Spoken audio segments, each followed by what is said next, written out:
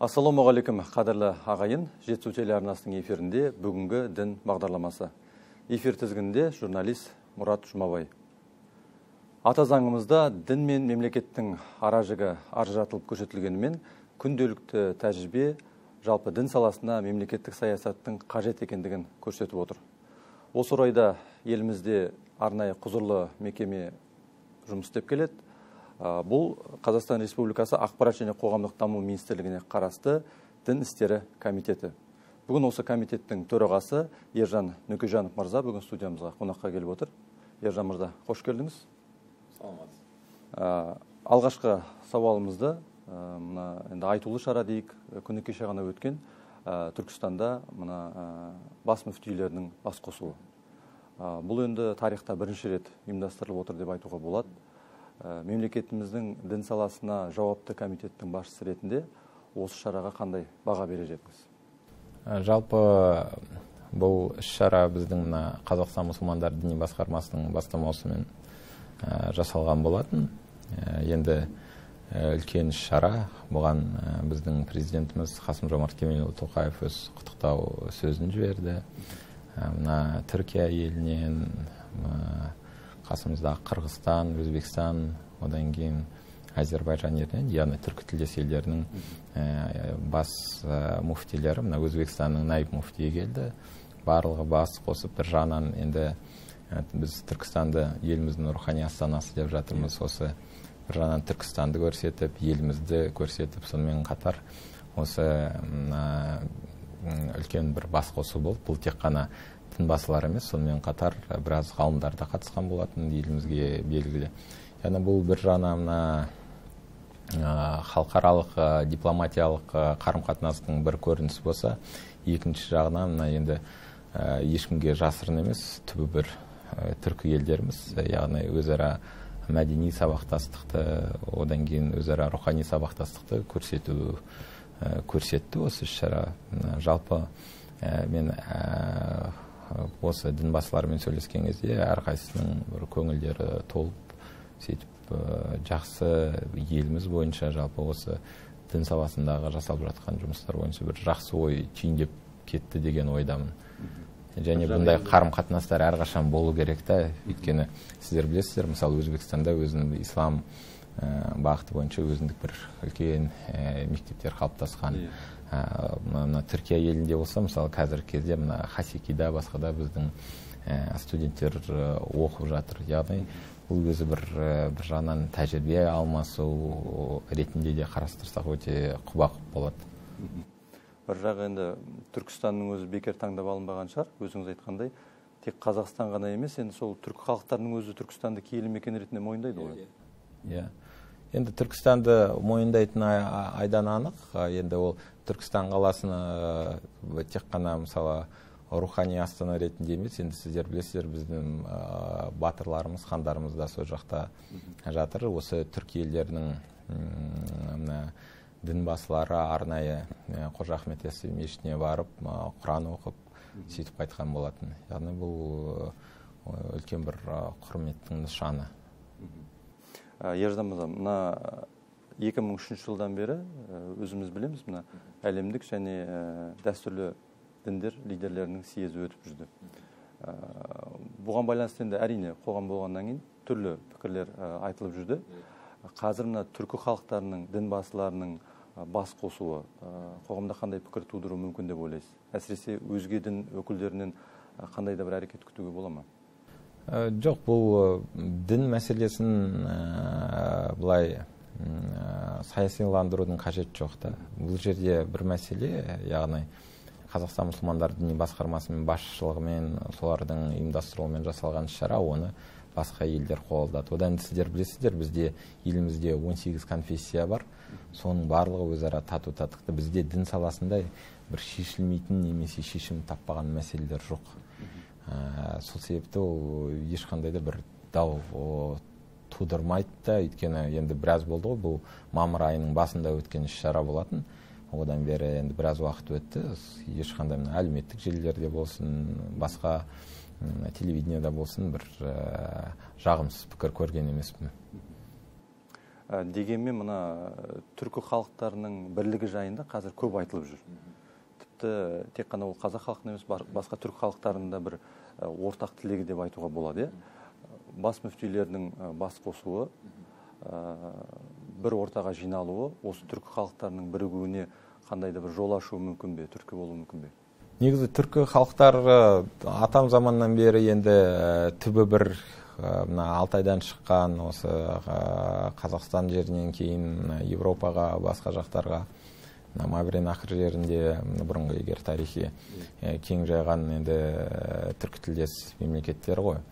Бұл жерде ол бірігуінің ол заңды процесі, өйткені әркім өз түбіне бір мәдени, рухани сабақтастыққа ұмтылады. Бұл жерде бір саяси астар іздеудің қажеті жоқ. Ол бұрыннан келе жатқан бір дәстүр. Бұлай қарасақ, ол тіпті басқа жағын алғанда мына Қырғызстан, Өзбекстан, Әзербайжанмен біз шектесіп жатырмыз. Әзербайжан мен Каспий теңізі арқылы іргеміздегі Қырғызстан, Өзбекстан ол әрқашанда ол тек қана дін саласында емес, мәдениет саласы болсын, ғылым саласында болсын, әрқашанда сабақтастық бар. Қазақ-қырғыз ақындары жаңа өзара айтысып, сондай шаралар бірге көкпар тартып жүрген ауыл кезінде мысалы ешқандай бір шекаралар болмағанда бітесе қайнасқан түбі бір ел едік қой. Кейіннен бірақта белгілі бір саяси басқа жағдайларға байланысты кейбір процесстер болды. Бірақта қазіргі кезде барлықтардың ниеттері түзу және де сабақтастыққа барлық жақ ұмтылып жатыр. Одан кейін сіз көріп отырсыз, осы форумнан кейін біздің президентіміз Түркияға да сапармен барып қайтты. Ол жерде біздің біраз министрлеріміз болды. Ақпарат саласы бойынша да біраз жұмыстар атқарылып жатыр. Ержан мырза, енді осы өзіңіз міне тарихқа көз жүгіртіп отырсыз ғой.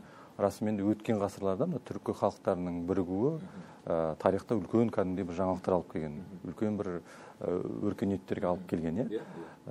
Дәл қазір осы бас мүфтилердің бас қосуынан кейін нақты қандай нәтиже күтеміз? Қандай бір мәмілелерге қол қойылды ма? Енді біз мемлекет ретінде жалпы мына діни бірлестіктердің жұмыстарына араласпаймыз ғой. Мысалы, біз айрыл мемлекет болғандықтан. Бізде дін бостандығы бар, яғни дін саласында ол нақты шаралар болғанда, мысалы Хасеки басқа жоғарғы оқу орындарымен Түркияның муфтият тарапынан арнайы келісімдер бар. Сол жақта жаңағы білімдерін жетілдіріп отырады, өзара жаңағы тәжірибе алмасып отырады. Сондай ол күнделікті процесте бұны кеше немесе бүгін пайда болды деп айтуға болмайды. Яғни бұл өз заңды процесс күнделікті жүріп жатқан. Бұл өзгеруі де мүмкін. Бірақта бір нәрсе, ол тарихи бір нәрсе, біздің барлығымыздың түбіміз бір, тіліміз ұқсас. Яғни енді Қыпшақ группасы, Оғыз группасы деп бөліп жатады. Дегенмен де, мысалы, мен сол жерде болдым, тәжірибесіз, аудармашысыз көп нәрсені енді түсінуге болады. Одан кейін салт дәстүріміз де жақын. Әрқашанда адамдар өзара көршілермен тату-тәтті тұруға, одан кейін жан-жақпен бір өзара сыйластықта болған дұрыс. Бұл өзі осы рухани сала, жаңағы муфтияттың бастамасы, соның бір нышаны деуге болады. Жаңа сөзіңіздің басында өзіңіз айттыңыз, 18 конфессия бар деп. Қазір мына діннің атын жамылып, түрлі теріс әрекеттер жасап жүрген топтар жайлы айтамыз ғой. Оның ішінде әсіресе біз ислам дінін жамылып, түрлі экстремистік бір әрекеттер жасап жатқан топтар жайлы айтып жүрміз. Онымен күрес жайлы насихаттап та жатырмыз, көп жұмыстар атқарылып жатыр. Дегенмен тек қана осы ислам діні бағытында осылай әртүрлі шаралар жасап жүрген кезде басқа дін ұйымдарынан қандай да бір жасырын күштер жиналып жатқан жоқ па? Ол бағытта қандай жұмыстар атқарылып жатыр? Жалпы бұл жерде мен нақты шегелеп айтып кететін, біздің елде дінге қарсылық жоқ. Дін бостандығы бар, жалпы біздің заңдарымызда, конституциямызда барлығы жазылған. Яғни кімге жалпы қалай сыйынады, оған егер де заңды бұзбаса ешқандай шектеулер жоқ. Бірақ та осы сіз айтқандай дінді жамылып басқа да іс-әрекеттерге барып жүрген кезде оған заңды тосқауылдар қойылады. Ол қойылып та жатыр, сіздер оны көріп жатырсыздар. Ол құзырлы органдар тарапынан да жүргізіліп жатыр. Бұндай ол тек қана мысалы ислам дініне ғана тән қатысты емес, яғни заңды бұзса, дінді жамылып мысалы кез келгені соңғы кездерде көріп ана мына қаржылық пирамида, басқа мәселелерге осы дінді тартқысы келіп, осындай мәселелер туындап жатыр. Бұл барлығы заң жүзінде болу керек. Ал мына жалпы деструктивті діни ағымдарға келетін болсақ, бұл жерде бірнеше түйткілді мәселелер бар. Оны мемлекет білет және шешуге тырысып жатыр. Біраз мәселе, оны мойындауымыз керек, кейбір жылдары қараусызда қалып қалған болатын. Соның нәтижелері ретінде, мысалы бізде деструктивті діни ағымдар тарап кеткен болатын. Ол немесе экстремистік деп айтуға да болады. Бізде, мысалы, білесіздер, біраз сондай экстремистік, біз дін жағына емес, жалпы оны экстремизм, дінаралық алауыздыққа шақырғандарды ол заңмен шектелген, олардың жұмысына тиым салынған, мысалы, Якон Инкар болсын, басқа ұйымдар болсын, таблиғи жамағат болсын, барлығына шектеу қойылған. Бақылауда дейсіз ғой? Жоқ, тек қана бақылауда емес, ол жалпы онда экстремистік ұйымдарға біздің елде қызмет етуге жалпы заң жүзінде соттың шешімімен арнайы былай айтқанда тосқауылдар қойылған. Ал жалпы діни ахуал мемлекет болғаннан кейін бәрібір де қандай да бір мониторинг, басқа жұмыстар жүргізеді. Өйткені бұл біздің дінді жамылып, елдіктің, бірліктің осы үйіп отырған халыққа бір қандай да бір жаман әсерлері алып келу тиіс емес. Енді мына қаңтар оқиғасы да әлі де көп жұмыс істеу керек екендігін көрсетті ғой. Қаңтар оқиғасын бұл жерде нақты ашып кетейін. Қаңтар оқиғасы болған кезде басында мына дінге байланысты сондай бір ойлар әлеуметтік желілерде болып отырды. Бұл бойынша біз бірден сарапшылар жинадық, муфтияттан, тәуелсіздік сарапшылар бар.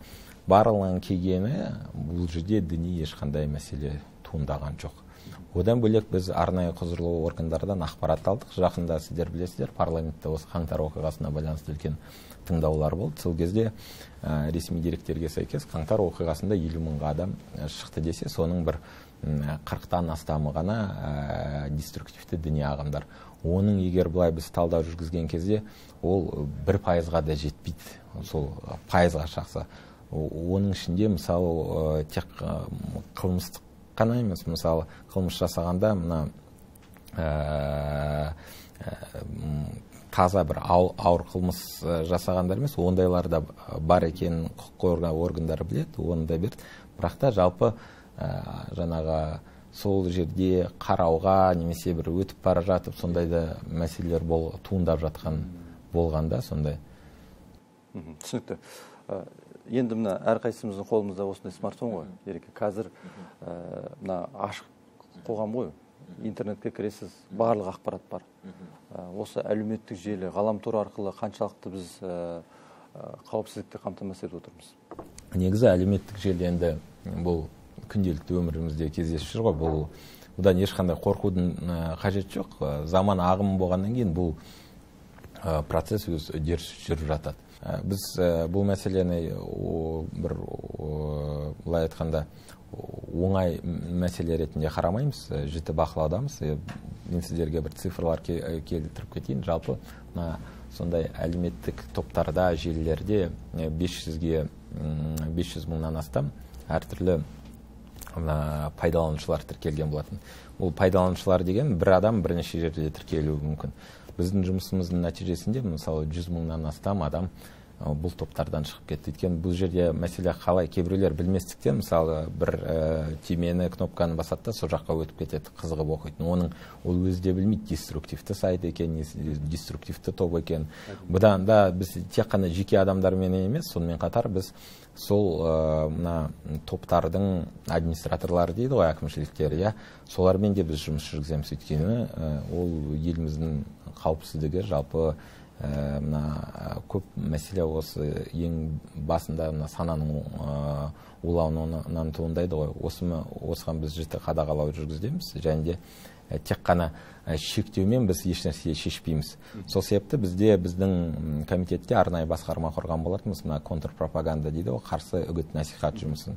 Яғни сол қарсы үгіт насихатты жүргізіледі. Сонымен қатар бізге біздің дін өкілдері де көмектеседі. Яғни бір ақпаратқа мысалы 3 түрлі басқа балама ақпарат беріп отырады, дұрыс ақпарат беріп отырады. Өйткені жоқ дегенмен ол мәселе бәрібір де шешілмейді. Бүгін бір сайт немесе де бір группа топ жабылғанмен ертең басқасын құрып отырады. Сол себепті ең бастысы бұл жерде дұрыс білім беру. Ол мектеп, университет, жалпы тек қана мектеп, университет емес, соның отбасыда да дұрыс тәрбие берілу керек. Ол негізі мына біздің салт дәстүріміз, діл дейді ғой, ментальность дейді, сөйтіп аударып жүр ғой.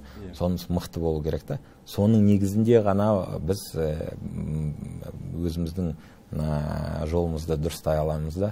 Мықты мамандар керек, ол мына университет кадрларға байланысты. Бұның тарқатып айта берсе, бұл бір күрделі процесті.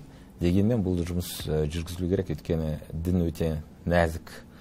Сол себепті оның олай-бұлай кетуі, мысалы адамның рухани азғындау немесе теріс жолға түсуі, ол сәл нәрседен кейде болады. Сіз жаңа айтып отырсыз, көп нәрсе енді білместіктен болып жатады деп. Яғни біз діни сауатты ашуымыз керек. Енді біз өзіміздің мына түп тамырымызға, дәстүрімізге қарап отырып, мысалы біз ханафи мазхабын ұстанады ғой енді, ислам дінін ұстанушылардың ішінде. Сол ханафи мазхабын мысалы мүмкін білім беру мекемелерінде түсіндіруге бола ма екен, жалпы ондай бір ойлар айтылды ма, ұсыныстар қарастырып жатыр ма дегендей. Жалпы дін мәселесі бойынша сіздер енді хабардар боласыздар. Орта мектепте бізде зайырлық және дінтану негіздері деген пән өтеді. Бірақ та бұл жерде тек қана сол пәнге байлы, ол алғашқы бір жалпылама білім береді, дінтану, зайырлық негіздері бойынша. Бірақ та бұл жеткіліксіз. Дегенмен де біз мына білім және ғылым министрлігіне бұл мәселені айтқан болатынбыз. Сол жерде кадр мәселесі де бар. Сағат саны аз болғандықтан ол жаңағы кәсіби дінтанушылар келу екі талай келіп жатыр. Оны тарихшы, басқа мамандар беріп жатады. Сол мәселе бар.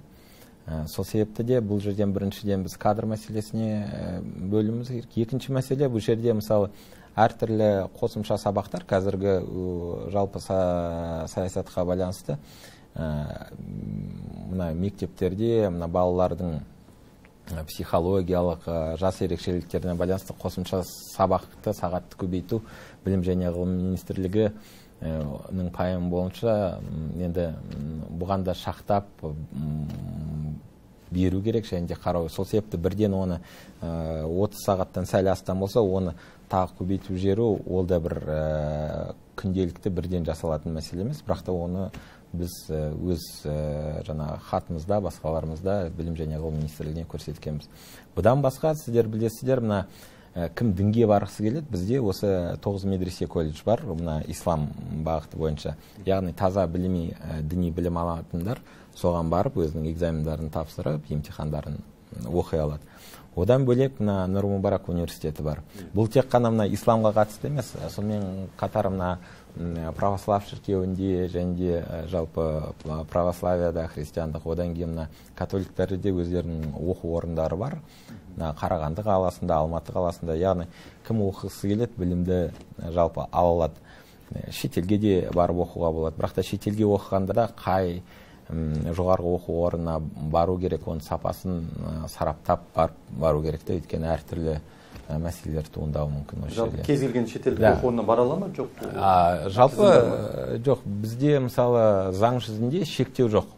Бірақ та мысалы мына Қазақстан мұсылмандар діни басқармасы өзара меморандумға отырған, немесе де мына православ бағыты бойынша, католик бағыттар бойынша өздерінің бір меморандумдарға өзара қарым-қатынаста жоғары оқу орындары бар, соларды олар ұсынып отырады.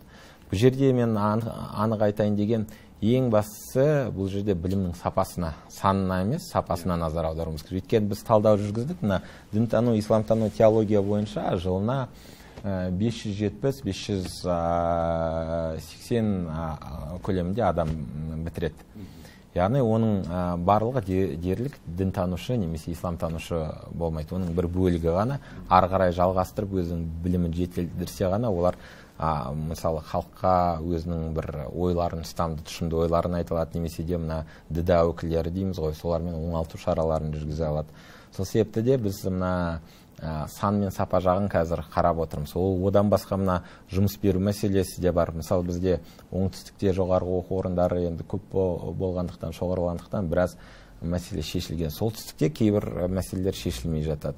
Енді бұны әр өңірге байланысты талдау негізінде жасау керек. Өйткені бірден кесіп айту біздің еліміз жалпы облыстарға бөлініп, әр облыстың өзінің ерекшелігі болғандықтан соны қарап, жіті зерделеп барып сол іске бару керек та.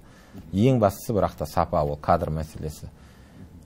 Ержан мырза, енді хабарымызды түйіндесек, көрермендерімізге жалпы еліміздегі діни бірлікті сақтау бойынша өзіңіздің ойыңызды айта кетсеңіз. Енді діни бірлікті сақтау ол енді әр қайсымызға байланысты, ол тек қана діни бірлікті емес, жалпы еліміздің бірлігін сақтау, ол мына этносаралық болсын. Бұл жерде ең біріншіден әр адамның өзінің білім деңгейіне, мәдениетіне байланысты болады. Яғни әр адам өзін жетілдіріп отыру керек, және де мына толеранттылықпен, түсіністікпен қарау керек. Жалпы мен сіздің сөз астарыңызды алдыңғыда оқып отырмын. Мысалы, қазақ ұлты қалай, қай жақта, қалай енді болашағы, рухани жағынан. Біз мысалы енді әртүрлі ағымдар, басқалар бар ғой.